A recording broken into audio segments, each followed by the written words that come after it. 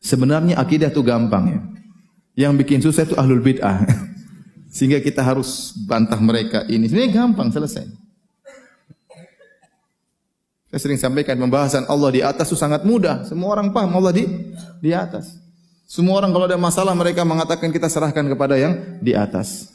Tidak ada yang mengatakan kita serahkan kepada yang di mana-mana ya.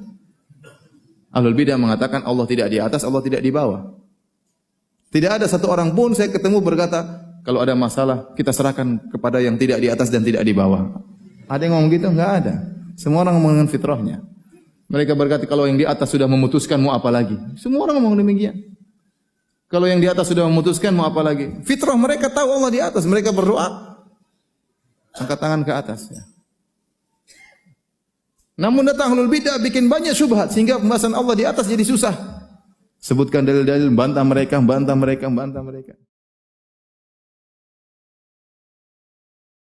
Kenapa tidak mengikuti langsung saja ke akidahnya Rasulullah Sallallahu Alaihi Wasallam gitu ya?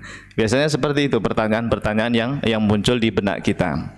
Maka kita awali dulu jamaah bahwa di dalam sebuah hadis yang sahih riwayat Imam Malik ya. Imam Malik itu siapa?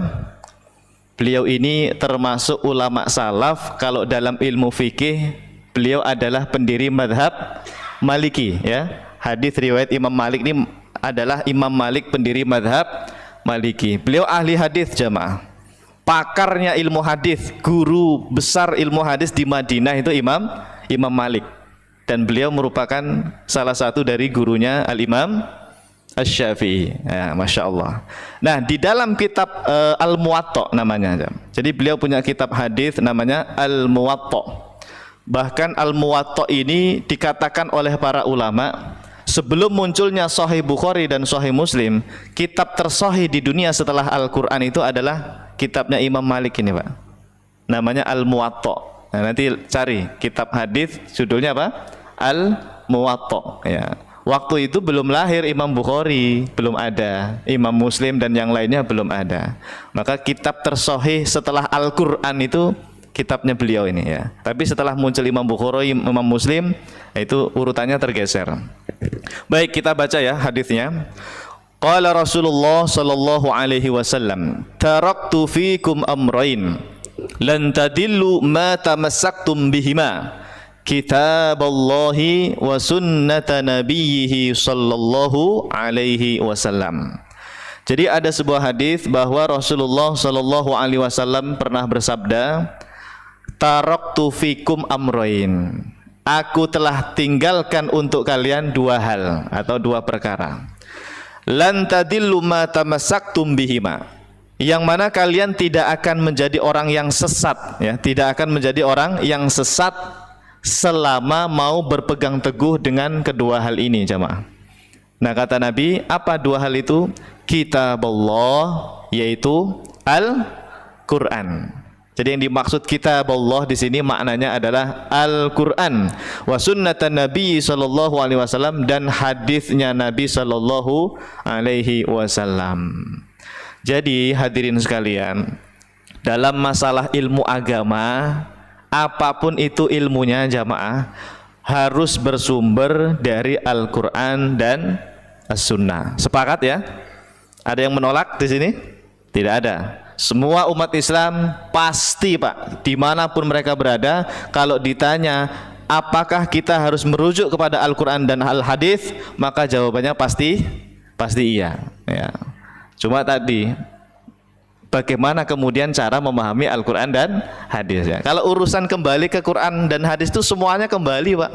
Orang memang ini rujukan utama ya, sumber utama beragama Islam. Baik, jadi kita sepakat ya untuk mengikuti Al-Quran dan As-Sunnah. As-Sunnah itu bisa disebut juga Al-Hadis ya. Nah sekarang begini jamaah. Jadi tadi kan disebutkan bahwa kita harus mengikuti Al-Quran dan As-Sunnah supaya kita menjadi orang yang selamat, tidak sesat dalam beragama.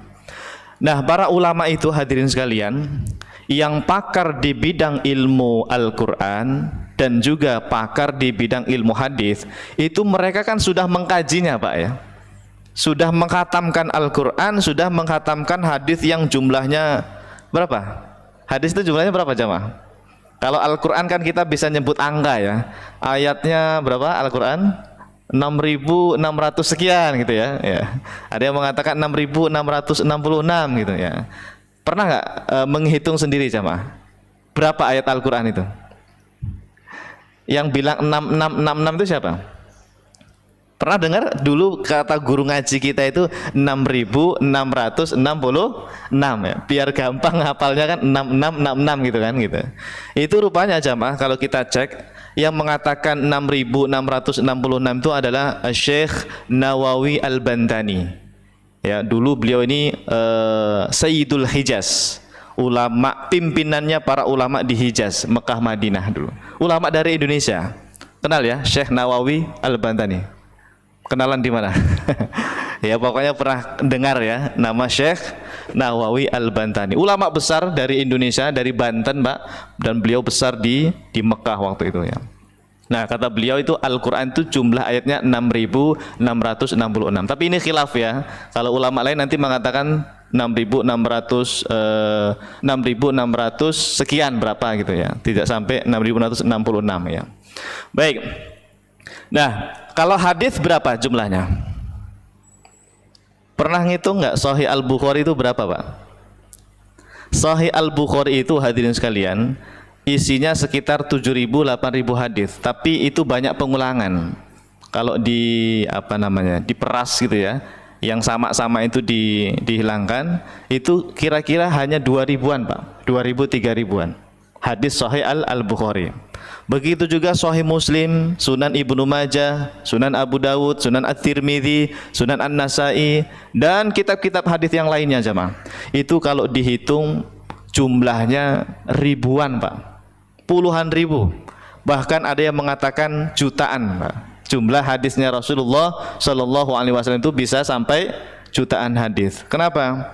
Karena Imam Al-Bukhari, bahkan dalam satu riwayat Imam Ahmad bin Hambal, di kepala beliau, Pak, ada 1 juta hadis lebih. Allah. Di kepalanya, Pak, di dalam otaknya Imam Al-Bukhari dan Imam Ahmad bin Hambal ada berapa? 1 juta. Ya. Alfi hadithin. Masya Allah. Kalau kita berapa? Ya lumayan Pak Ustadz. Innamal a'malu binniyat. 1. Tapi itu enggak hafal sanatnya ya. Kalau ulama kita itu hafal sanatnya jamaah. Anfulannya itu hafal semua itu ya. Nah, ala kulli hal, para ulama salaf itu hadirin sekalian, mereka lah yang pakar dalam ilmu Al-Quran dan pakar dalam ilmu hadis. Sehingga ketika para ulama mengkaji Al-Quran dan hadis itu mereka memberikan semacam kesimpulan bahwa Al-Quran hadis ini melahirkan ilmu-ilmu syar'i. Nah, coba dilihat di layar. Para ulama mengatakan dari Al-Quran dan Al-Hadis itu ada nanti ilmu syar'i yang disusun oleh para ulama. 1, ada ilmu syar'i yang nanti hukumnya fardu ain untuk dipelajari. Yang kedua, nanti ada ilmu syar'i yang hukumnya fardu kifayah. Jadi semua ilmu wajib, Pak. Wajib dipelajari, hanya levelnya ada yang wajib ain, ada yang wajib kifayah. Wajib ain itu sama seperti fardu ain ya. Wajib kifayah, fardu kifayah. Nah, yang wajib ain ini hadirin sekalian ada 3 ya. Adapun selain 3 itu nanti masuknya ke bagian wajib kifayah. Nah, 1 ya kita sebutkan ya. Ilmu syar'i yang wajib ain adalah ilmu tauhid yang akan kita bahas di setiap ahad pekan ketiga ya, ilmu akidah. Yang kedua, fikih hadirin sekalian. Anda tidak boleh tidak belajar fikih. Wajib hukumnya karena fikih itu berkaitan dengan ibadah kita sehari-hari ya kan? Anda belajar wudu, nama ilmunya fikih. Anda belajar sholat, nama ilmunya fikih. Belajar bayar zakat, bagaimana ketentuannya? Belajar fikih. Belajar apa lagi? Menghitung warisan, itu dalam ilmu fikih. Wajib Pak hukumnya. Ada 1 lagi yang ketiga, yaitu ilmu tentang akhlak atau adab. Zaman dulu itu dikenal dengan tasawuf, Pak. Tapi karena muncul tasawuf yang menyeleweng, sekarang kemudian dirubah namanya menjadi tazkiyatun nafas. Intinya selama itu akhlak atau adab itu berasal dari Quran dan Sunnah, mau dinamakan tasawuf atau tazkiyatun nafas, silahkan saja. Yang penting jangan ikut tasawuf yang nyeleneh-nyeleneh gitu aja, ya. Intinya tasawuf itu di zaman itu jamaah, ya tentang akhlak, tentang adab, dan itu juga sumbernya dari Al-Quran dan juga hadis Nabi Sallallahu Alaihi Wasallam. Nah, jadi tiga ilmu ini hadirin sekalian tidak boleh tidak dipelajari, ya. Di masjid tercinta kita ada di Jannatul Firdaus, ya, sudah lengkap ya, malah semua ilmu dipelajari. Masya Allah, antum ini mengalahkan mahasiswa S1, S2 ini. Ya, ini kuliah beneran nih Pak, ya, kalau di Masjid Jannatul Firdaus. Semua ilmu dipelajari, ya. Wajib ainnya ada di sini kan. Terus mungkin yang wajib kifayahnya juga dipelajari. Ulumul Quran, ulumul hadis, usul fikih, ya, kemudian nahwu sharaf enggak tahu di sini ada enggak bahasa Arab intinya, ya. Baik. Nah, jadi hadirin sekalian, kalau ada pertanyaan begini, Pak Ustadz, kenapa kita tidak belajar Al-Quran dan As-Sunnah langsung saja? Kemarin Pak, belum lama saya di Bekasi, di daerah Tambun, karena rumah saya di Tambun, daerah Tambun Selatan. Saya mengkaji di sana, di sebuah masjid, ilmu fikih, ya. Jadi saya kadang ngajar ilmu tauhid, kadang ngajar ilmu fikih. Saya 1 jam itu menjelaskan ilmu fikih Pak, dari awal, dari ba'da maghrib ya, dari maghrib kemudian sampai isya, ya. Setelah saya terangkan 1 jam itu tentang fikih, waktu itu membahas fikih sholat atau fikih waris ya, saya lupa ya. Tiba-tiba pas sesi tanya jawab, ada satu jamaah saya bertanya begini, Pak Ustadz, mohon izin, kenapa ya Pak Ustadz bahkan guru-guru kita yang lainnya itu tidak mengajarkan Al-Quran dan As-Sunnah? Pertanyaannya gitu Pak. Kenapa Pak Ustadz bahkan guru-guru yang lain tidak mengajarkan kepada kami Al-Quran dan As-Sunnah? Bukan, saya kaget Pak ditanya seperti itu. Lalu saya tanya balik kepada beliau, Pak, menurut Anda yang saya sampaikan tadi selama 1 jam itu dari Quran Sunnah atau dari Injil atau Taurat gitu? Saya gituin ya. Jadi rupanya Pak, banyak yang salah paham, mengira kalau belajar fikih itu bukan Quran Sunnah, kalau belajar akidah itu bukan Quran Sunnah. Yang namanya Quran Sunnah harus bawa Quran, harus bawa As-Sunnah, itu baru kajian Quran Sunnah katanya. Ini kurang tepat hadirin sekalian ya. Justru Anda belajar fikih, Anda belajar tauhid, Anda belajar akhlak, itu sumbernya adalah dari Al-Quran dan Al-Hadis. Gitu caranya ya. Jadi jangan salah paham. Ya, belajar tauhid, fikih dan yang lainnya sumbernya dari Al-Quran, hadis Pak, semuanya. Enggak mungkin dari apa? Dari filsafat Yunani misalnya ya. Enggak. Semuanya dari Al-Quran dan hadis, dijelaskan oleh para ulama kita, para ulama salaf kita. Baik, jadi di sini sudah sama ya pemikiran kita ya, bahwa ilmu syar'i ini muncul dari mana? Dari Al-Quran dan Al-Hadis. Jadi kalau ditanya orang, Pak Ustadz, saya mau belajar Quran hadis, gimana caranya Pak? Gimana caranya? Ya sudah, kalau Anda mau cari ayat Al-Quran dan hadis tentang keyakinan, tentang akidah, ya belajar ilmu tauhid, gitu aja. Pak Ustadz, saya mau belajar Al-Quran hadis tapi tentang hukum. Ya udah, Anda belajar fikih. Belajar fikih itu ya belajar ayat-ayat Al-Quran tentang hukum, hadis-hadis tentang hukum gitu. Jadi ini semacam apa ya, kesimpulan ya, kesimpulan dari Quran hadis itu kita orang awam dimudahkan oleh para ulama kita gitu. Baik, paham ya sampai sini? Alhamdulillah. Nah berikutnya hadirin sekalian, karena kajian kita ini tentang ilmu tauhid, ilmu akidah, saya ingin menyampaikan bahwa di dalam ilmu akidah Pak, rupanya ada madhabnya juga. Anda kalau belajar fikih, madhab itu ada berapa? Madhab Ahlus Sunnah. Fikih. Ada 4. Sudah dikaji belum di sini? 1, madhab apa? Kalau fikih ya, kita nyebut fikih dulu. Madhab Hanafi, pendirinya Al-Imam Abu Hanifah. Hanafi itu pertama, mazhab pertama itu. Yang kedua, mazhab Maliki. Siapa pendirinya? Al-Imam Malik bin Anas tadi, yang seorang pakar ilmu hadis di Madinah, gurunya Imam Syafi'i. Itu mazhabnya Maliki. Yang ketiga, mazhabnya orang Indonesia ini, Syafi'i. Ini muridnya Imam Malik tadi, Imam Muhammad bin Idris Asy-Syafi'i, mazhab Syafi'i yang ketiga. Yang terakhir, yang keempat, mazhab Hambali, ya, pendirinya Al-Imam Ahmad bin Hambal yang merupakan muridnya Imam Syafi'i. Jadi Hambali itu Pak muridnya Imam Syafi'i, terus mazhab Syafi'i itu muridnya Imam Malik itu, ya. Tapi Maliki bukan muridnya Imam Abu Hanifah, ya, bukan, ya. Nah, itu hadirin sekalian, Anda belajar fikih ada mazhabnya, 4 mazhab. Kenapa enggak langsung ke fikih Rasulullah, Pak? Ayo. Kalau ditanya orang, kenapa Anda belajar mazhab Syafi'i, mazhab Hambali? Kenapa kok enggak pakai mazhab Rasulullah gitu? Gimana jawabnya?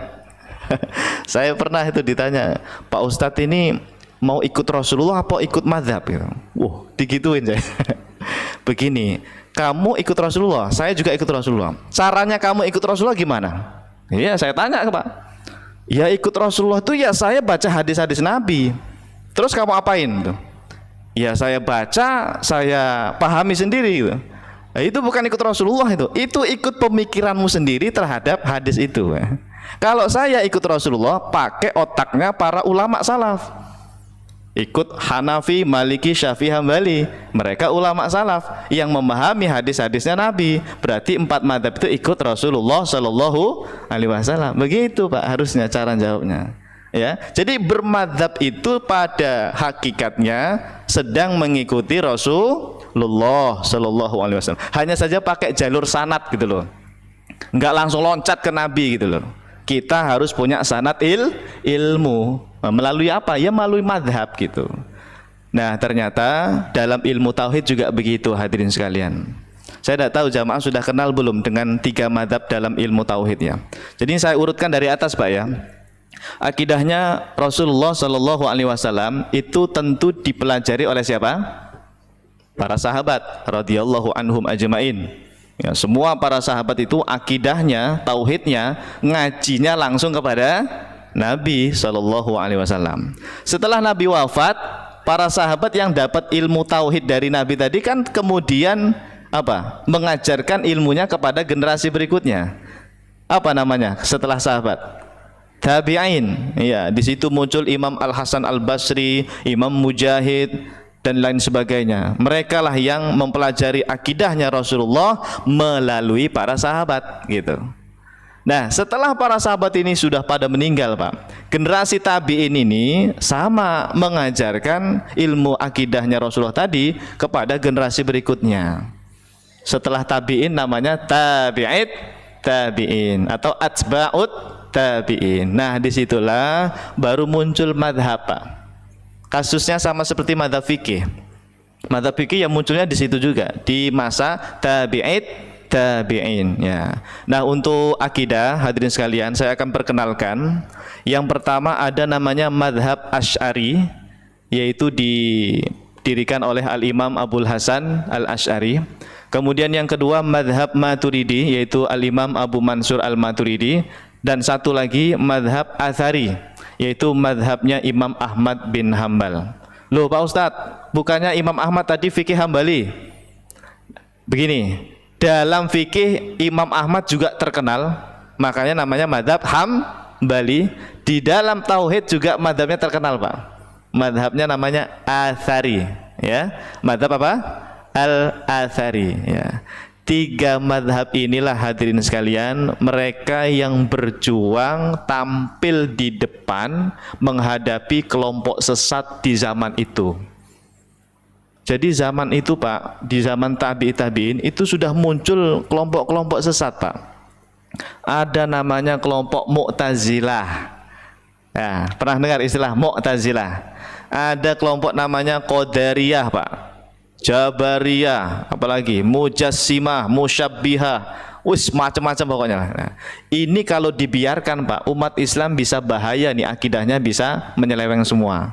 Maka tampillah ulama ahlus sunnah kita, salah satunya itu ini 3 orang ini. Ya, 3 ini perwakilannya, Pak. Yang membantah mereka itu 3 orang ini, Pak.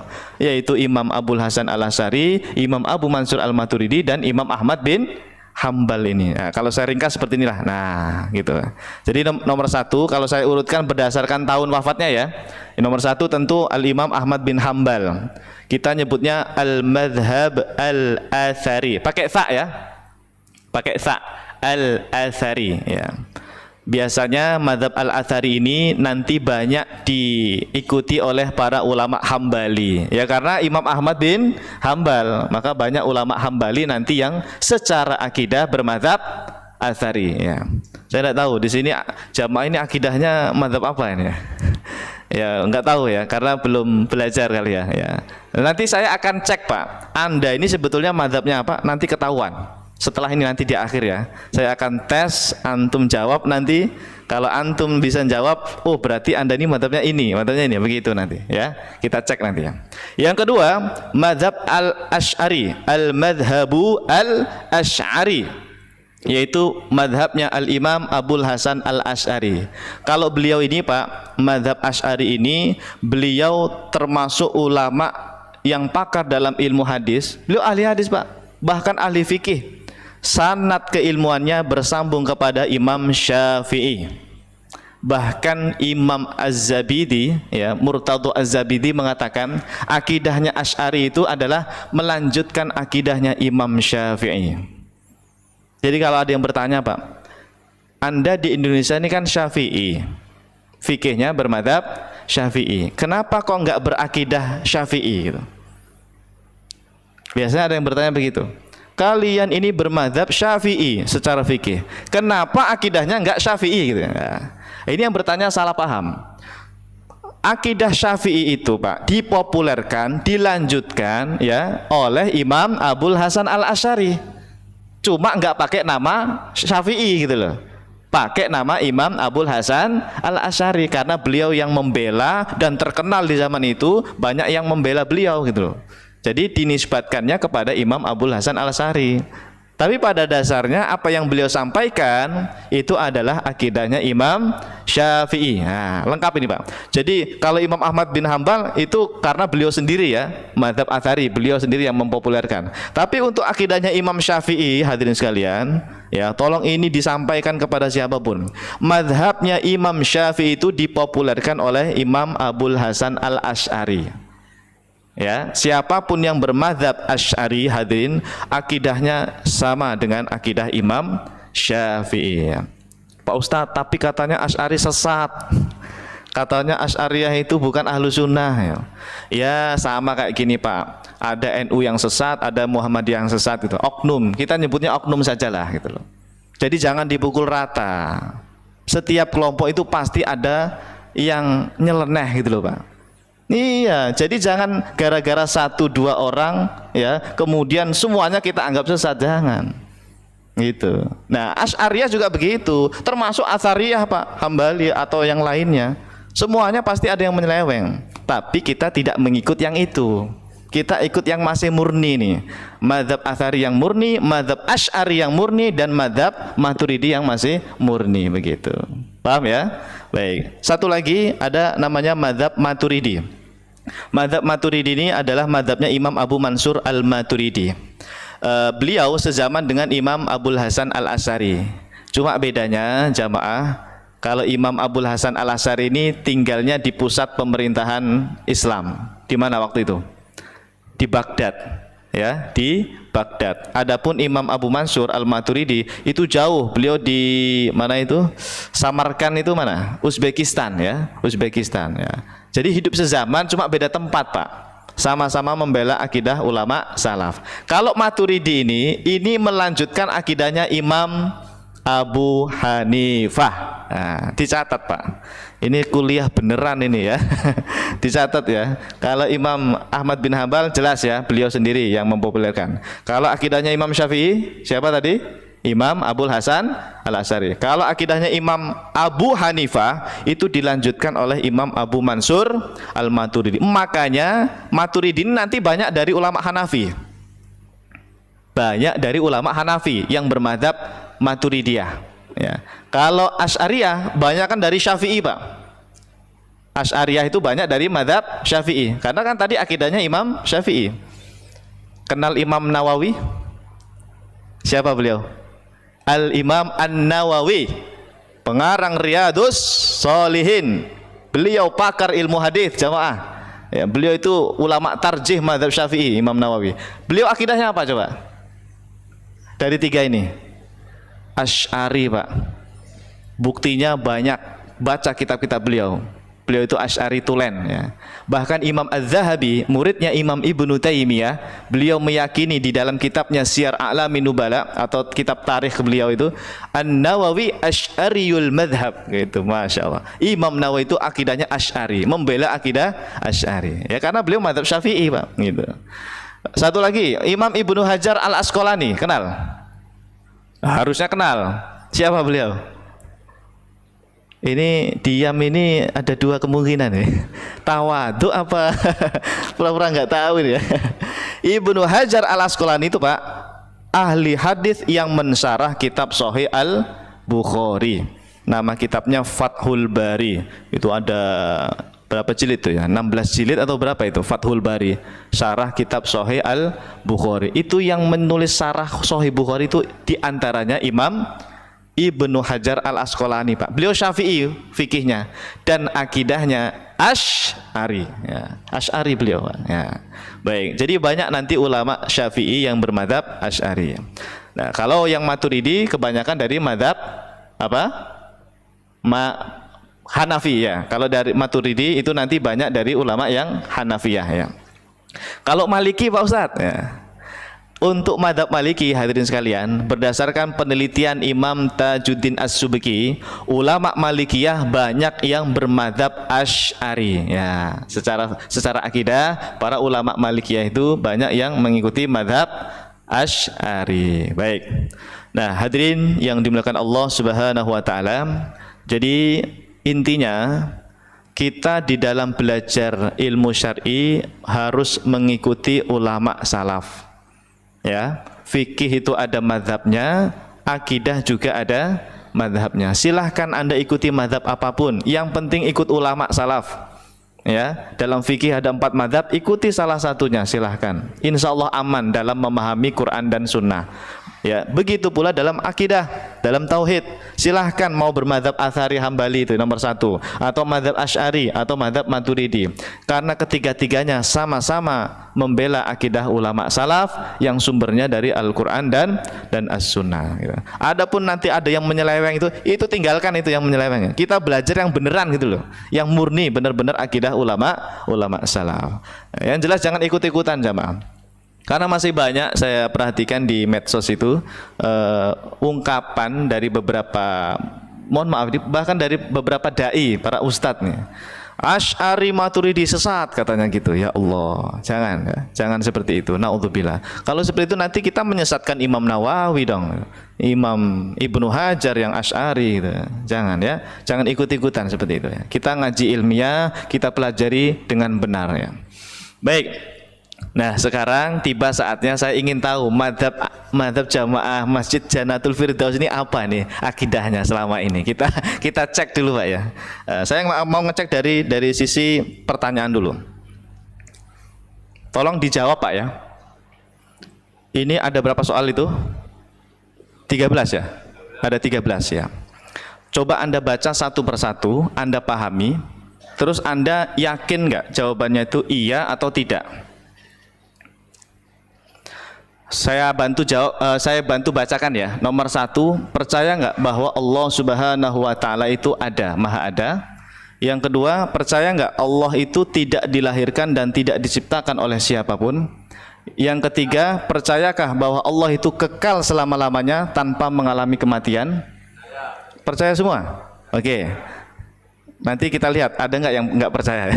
Yang nomor 4, percayakah Anda Allah itu tidak serupa dengan makhluk-makhluknya? Percaya. 5, percayakah Anda bahwa Allah tidak butuh pada siapapun? Percaya. Percayakah Anda bahwa Allah itu Maha Esa? Nomor 7, percayakah Anda bahwa Allah itu Maha Kuasa atas segala sesuatu? Percaya. 8, percayakah Anda bahwa Allah Maha Berkehendak? Ya, Allah yang menghendaki kita bisa ngaji di sini. Allah Maha berkehendak. 9. Percayakah Anda bahwa Allah Maha mengetahui segala sesuatu? Percaya. Wes, ya. Ketahuan ya madzhabnya ini. 10. Percayakah Anda bahwa Allah Maha hidup? Wajib percaya ya. Allah itu Al-Hayyu Al-Qayyum. Al-Hayyu Maha hidup. 11. Percayakah Anda bahwa Allah Maha mendengar segala sesuatu? Percaya. Wa huwas samiul basir ya. Nomor 12, Allah Maha melihat. Percaya ya? Percaya. Wa huwas samiul basir. Allah Maha mendengar, Allah Maha melihat, karena ada ayatnya. Terakhir, percayakah bahwa Allah itu Maha berfirman, Maha berkalam? Percaya. Siapa yang percaya 13 ini angkat tangan? Semuanya? Atau ada yang tidak percaya? Bahaya kalau nggak percaya nih. Bahaya Pak. Saya yakin Pak, semua yang hadir ini pasti menerima 13 hal ini, iya nggak? Ya. Berarti Anda madhabnya Asy'ari. Ya. Dari 3 madhab tadi Pak, madhab nomor 2 itulah yang mempopulerkan konsep 13 tadi itu Pak. Sebetulnya 3 madhab semuanya sepakat dengan 13 poin tadi, nggak ada khilaf. 13 itu nggak boleh berbeda, nggak boleh, karena itu prinsip Pak. Jadi dalam akidah itu ada usul, prinsip, ada furu' juga. Yang mana boleh berbeda itu furu' nanti, furu' akidah, ya kan? Furu' akidah. Tapi kalau usul akidah, prinsipnya nggak boleh berbeda. 13 tadi prinsip Pak. Tapi yang mempopulerkan 13 tadi itu siapa Pak? Asy'ari. Ya. Anda ingat waktu kecil, siapa yang pernah belajar wujud qidam baqa'? Angkat tangan yang pernah belajar wujud qidam baqa'. Ngaku saja. Pernah ya? Apa itu wujud qidam baqa'? Wujud qidam baqa' mukhalafatuhul hawadithi sampai berapa itu? Sampai 20 itu ya. Itu Pak, kalau disimpulkan ini Pak. Nih. Jadi kadang-kadang saya itu gini Pak. Kenapa ya sampai ada yang menyesatkan sifat 20? Karena sifat 20 itu isinya ini sebetulnya. Iya. Rupanya nggak paham gitu loh Pak. Salah paham, mengira sifat 20 itu katanya dari mana gitu, bukan dari Quran Sunnah. Nah, kalau bukan dari Quran Sunnah dari mana? Filsafat Yunani atau mana ya? Padahal ini rujukannya Quran hadis semua ini Pak. Nanti kapan-kapan kita bahas tuh ya, akidah Asy'ari secara mendalam ya. Jadi ini sebetulnya adalah akidah Ahlus Sunnah. Cuma ini konsepnya untuk orang awam seperti kita, kalau mau mengenal Allah itu ya minimal ini. Bukan sifat Allah hanya ini, bukan. Ya. Karena kan ada yang menuduh begini, sifat Allah kok cuma 20, sifat Allah kok cuma 13. Itu yang Asmaul Husna kemana larinya itu? Korupsi ya? Gitu. Enggak jamaah. Jadi ulama Asy'ari itu luar biasa. Kita orang awam yang tak mampu memahami semua Asmaul Husna itu diberikan kesimpulan minimal Anda kenal Allah dengan 13 ini atau 20 ya. 20 itu sebetulnya ini kesimpulannya 13. Gitu ya. Ini minimal cuma minimal. Kalau sifat Allah jumlahnya berapa? Tidak terbatas. Asmaul Husna itu bukan membatasi sifat Allah itu. Ya, Asmaul Husna itu kan sifat-sifat Allah juga itu. Bukan kesimpulannya sifat Allah 99, bukan, ya. Itu hanya sifat yang diberitahu oleh Allah kepada kita.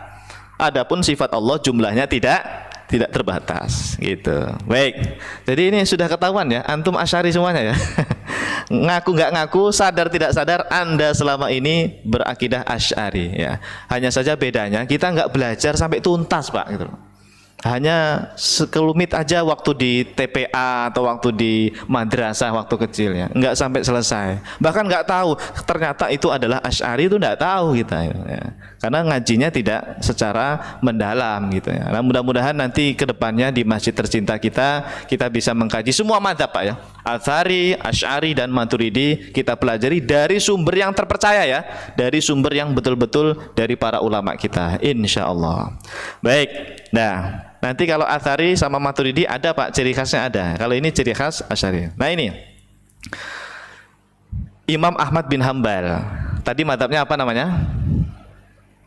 Madzhabnya apa tadi namanya? Akidahnya Al-Atsari ya, pakai fa ya. Al-Atsari ya. Imam Ahmad bin Hambal itu Pak berkeyakinan Allah Subhanahu wa taala bukan berupa jisim. Anda seakidah nggak dengan beliau? Saya terangkan, jisim itu apa? Jisim ini kata para ulama adalah sesuatu yang memiliki bentuk atau ukuran. Ini jisim bukan ini? Yang saya pegang. Jisim, kenapa? Karena dia punya bentuk dan punya ukuran. Manusia jisim bukan? Anda ini jisim bukan? Jisim, karena manusia ada bentuknya, ada ukurannya. Langit, bumi, pohon, batu-batuan, jisim bukan? Jisim, karena ada bentuk dan ukuran. Sudah paham apa itu jisim? Intinya jisim apa? Benda atau sesuatu yang memiliki ukuran atau bentuk. Nah, Allah itu Pak, kata Imam Ahmad bin Hambal, bukan jisim. Ini akidah salaf ini Pak. Akidah salaf ini. Imam Ahmad yang menyatakan sendiri. Kita baca ya bersama-sama. Ada kitab namanya I'tiqad al-Imam al-Munabbal Abi Abdillah Ahmad bin Hambal. Ini yang nulis ini ulama Hambali Pak. Ya, ulama salaf Hambali namanya Al-Imam Abdul Wahid At-Tamimi. Beliau ini nulis kitab akidah Imam Ahmad gitu loh. Menulis kitab akidah Imam Ahmad. Kata beliau, wa angkaral Imam Ahmad bin Hambal ala man yaqulu bil jismi. Masya Allah. Wa qala innal asma'al ma'khudhatun bis syari'ah wal lughati wa ahli lughah. Wada'u hadzal isma ala kulli dhi tulin wa aradin wa samkin wa tarkibin wa suratin wa ta'lif. Wallahu ta'ala kharijun an dzalika kullihi falam yajuz an yusamma jisman. Ini akidahnya Imam Ahmad jamaah. Kata Imam Ahmad bin Hambal, beliau itu tidak setuju bahkan mengingkari orang yang mengatakan Allah itu jisim. Kalau ada orang Pak meyakini Allah itu ada bentuknya, Allah itu besar misalnya gitu, itu diingkari oleh Imam Ahmad bin Hambal. Karena dia menyamakan Allah dengan makhluk. Makhluk itu ada bentuknya, ada ukurannya. Kalau Allah laisa kamitslihi syai'un wa lam yakul lahu kufuwan ahad. Itu ayat sering kita baca Pak, surat Kulhu itu ya. Wa lam yakul lahu kufuwan ahad itu maknanya apa? Allah itu tidak ada yang menyamainya, menyetarainya, tidak ada yang mirip dengan Allah sama sekali. Dari sisi apapun Pak, mutlak tidak ada yang sama dengan Allah. Ya, kalau makhluk punya ukuran, punya bentuk, maka jangan samakan. Allah punya bentuk, ukuran, jangan, nggak boleh. Itu namanya jisim. Imam Ahmad mengingkarinya. Tidak boleh mengatakan Allah jisim. Ya. Banyak nggak Pak yang meyakini Allah itu punya bentuk? Iya, hati-hati itu. Secara tidak sadar tuh biasanya bilang begini, Allah itu punya tangan, Allah itu punya wajah katanya gitu. Gimana itu Pak? Namanya tangan itu jisim bukan Pak? Meskipun Anda bilang tangan Allah pokoknya saya nggak tahu bentuknya seperti apa, ya namanya bentuk itu jisim gitu loh. Jadi tidak boleh memahami Allah punya tangan, punya wajah. Tapi Pak Ustadz, kan ayatnya jelas yadullahi fawqa aydihim ya. Terjemahnya apa? Yadullah, tangan Allah. Itu kan ayat Pak Ustadz, kenapa Anda tolak? Nah, ini Pak repot Pak.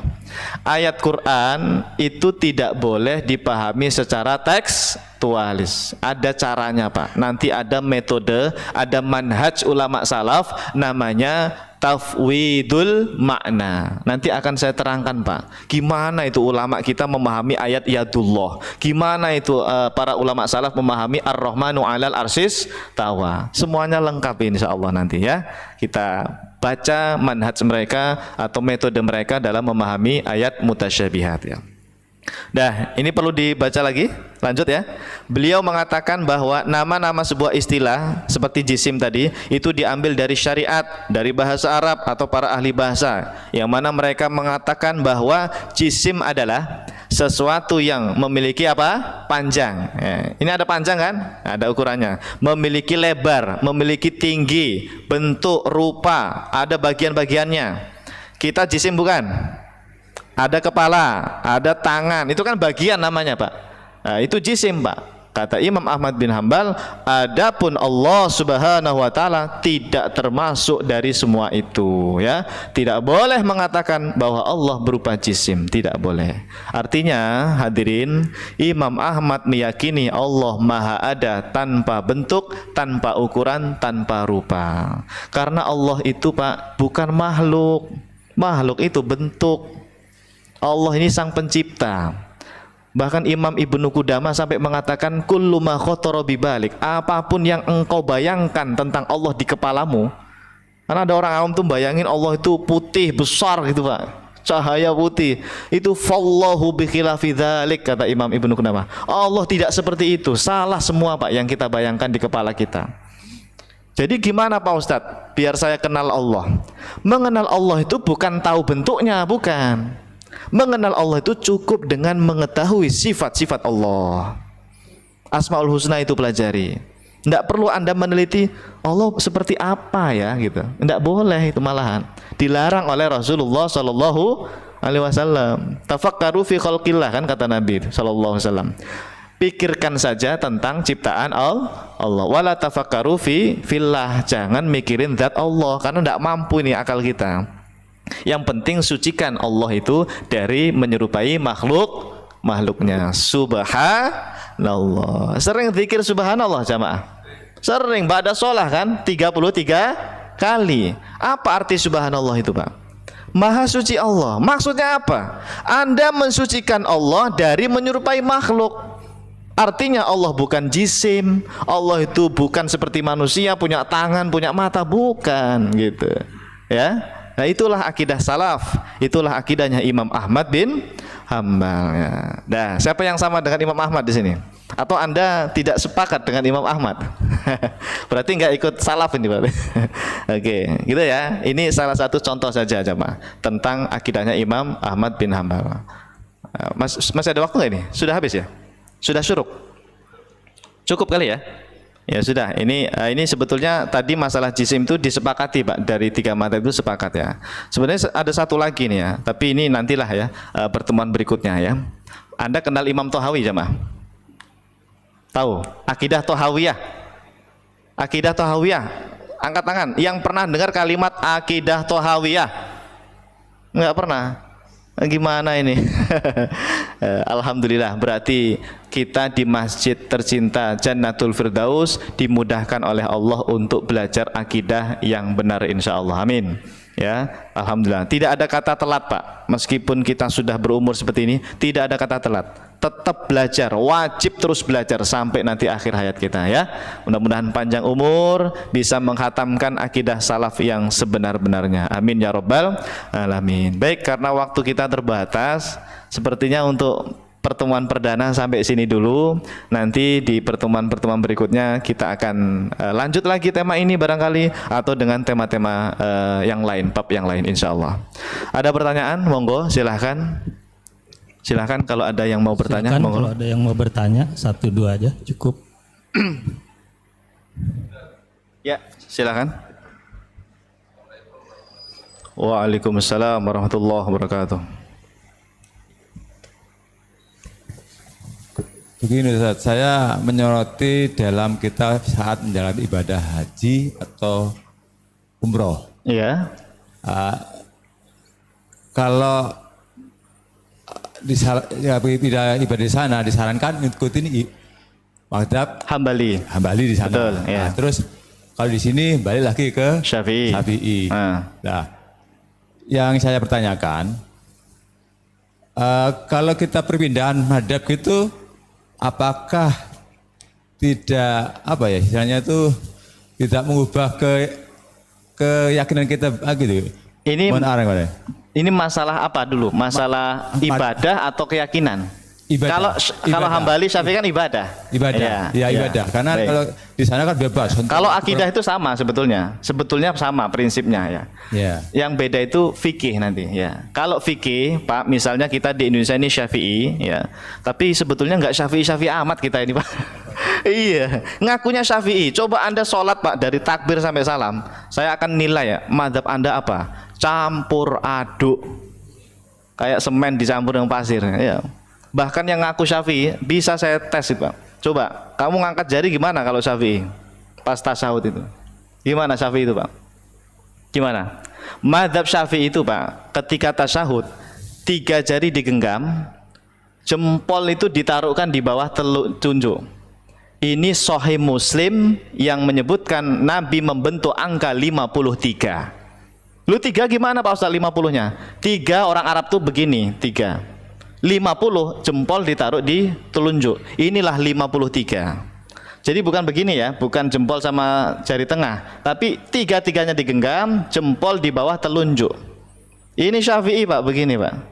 Dan mazhab Syafi'i dari awal sudah memberi isyarat telunjuk, tapi jangan diangkat. Nah ini banyak yang salah. Kadang-kadang itu begini semua, tangan kanan tangan kiri dari awal lurus. Salah itu. Mazhab Syafi'i yang benar itu dari awal sudah menggenggam, sudah memberi isyarat, tapi isyaratnya jangan diangkat dulu.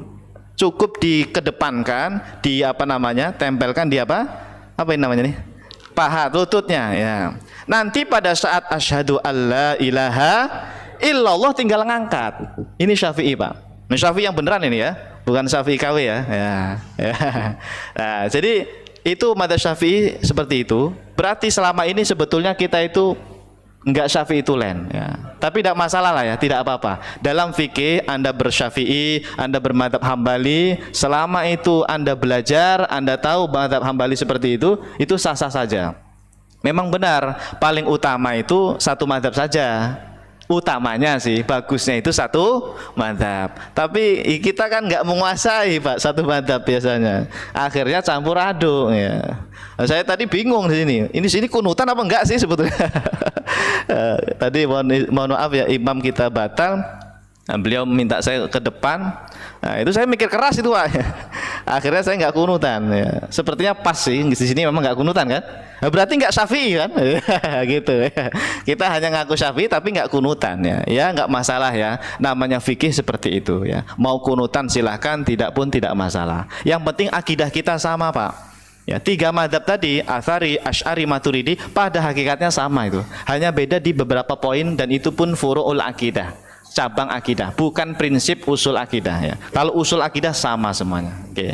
Wallahu alam ya. Jadi masalah fikih nggak masalah, tidak apa-apa. Baik, cukup. Ada lagi?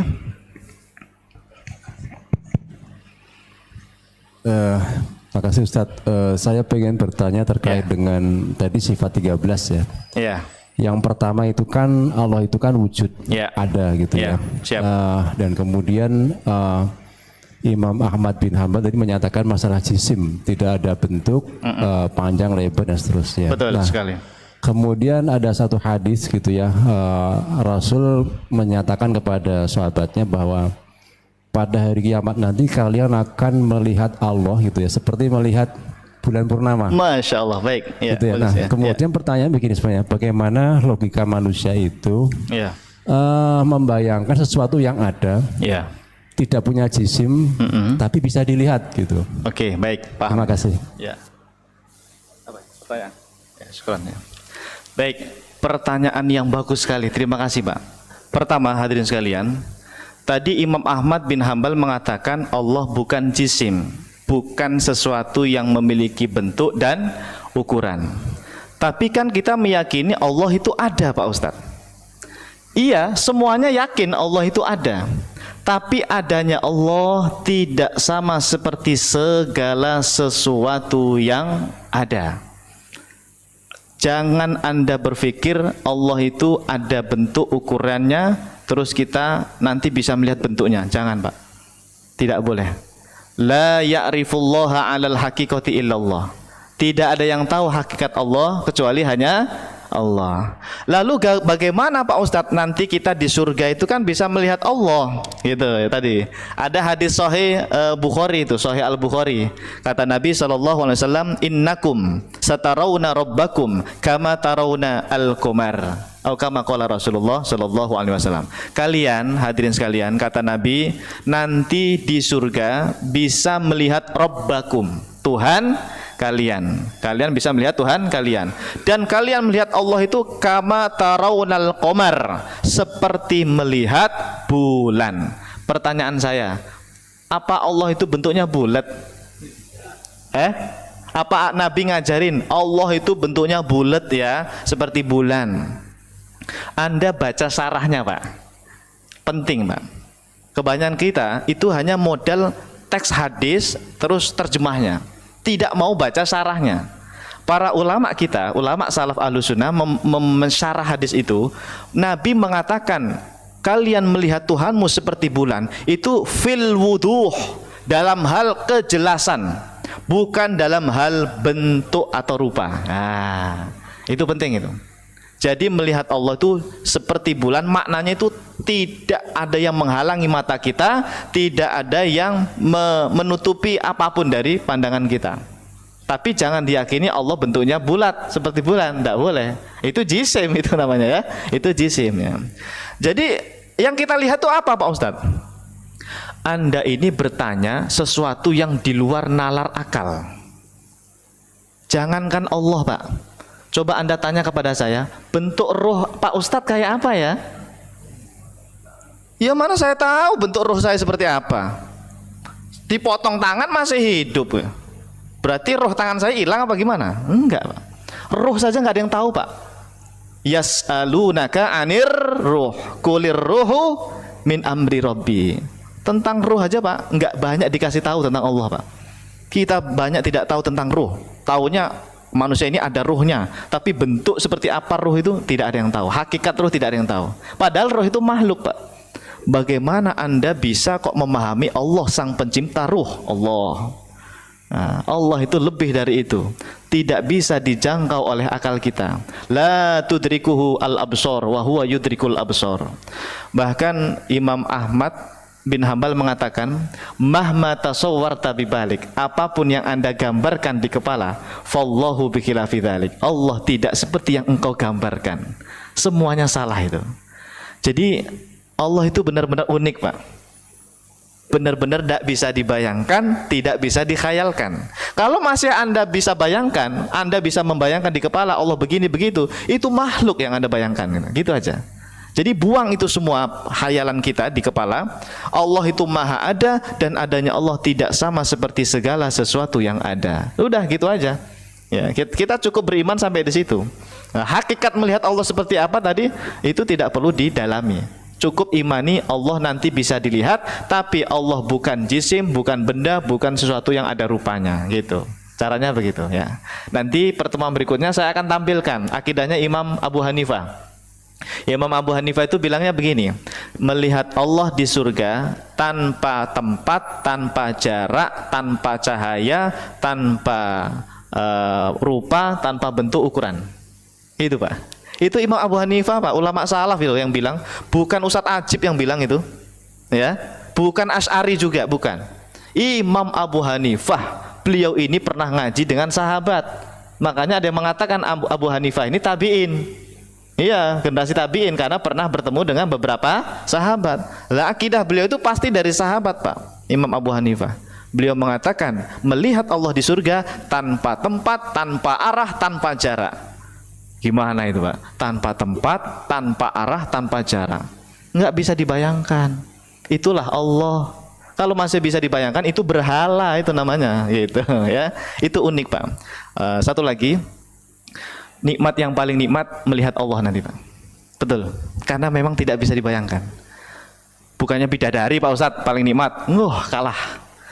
Bidadari cantik apapun di surga Pak, masih kalah dengan kenikmatan melihat zat Allah Subhanahu wa taala, zat yang tidak bisa dibayangkan, tidak bisa dikhayalkan, yang bukan berupa bentuk, yang bukan berupa jisim. Wah, itulah Allah Subhanahu wa taala. Wallahu a'lam ya. Baik, terima kasih. Cukup ya? Cukup, alhamdulillah. Nanti kalau ada pertanyaan lagi satu lagi. Ya? Oh, kertas. Oh iya, maaf. Ya, kelupaan saya. Assalamualaikum Ustaz. Waalaikumsalam warahmatullahi wabarakatuh. Mohon penjelasan dari madhab yang bisa diaplikasikan dalam kehidupan sehari-hari. Bolehkah dalam kehidupan berakidah ketiga madhab dikombinasikan? Syukron, jazakumullah khairan wa iyyakum. Oke. Saya dulu di pesantren belajarnya madhab Asy'ari.